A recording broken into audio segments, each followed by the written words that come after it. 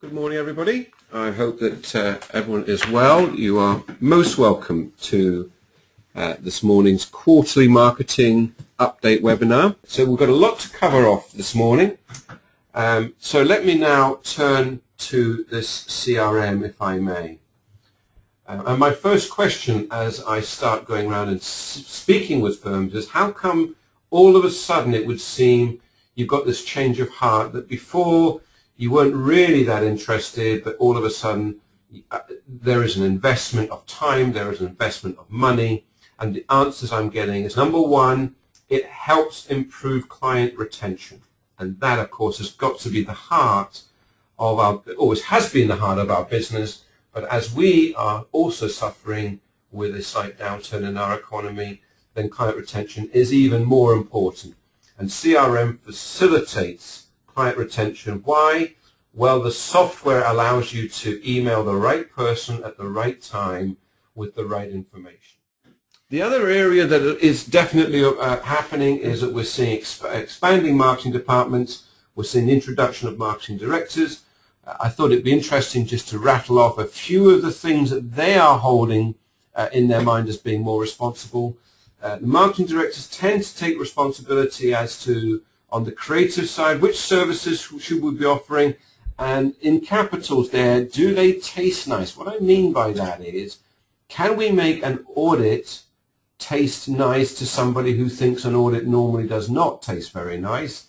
And of course that requires some creativity, and marketing directors seem to be the sort of level of person who are looking at these audits and saying, well, how can I make this actually taste very nice indeed?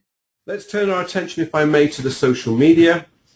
My first comment is, whether we like it or not, we have to get with the program. We've really got to get on board now. Observations that will hopefully persuade you that if you haven't done it, you've got to get your head around it. It allows far more frequent communication connections with your clients, your potential clients, and generally your target market, referral source, bankers and lawyers and such like. I can't get away from not covering off niching again. And the reason that this is going to come up time and time again is the firms that are doing this are growing more quickly and they're making more money. This is just an observation. And although it's just an observation, it's so in your face.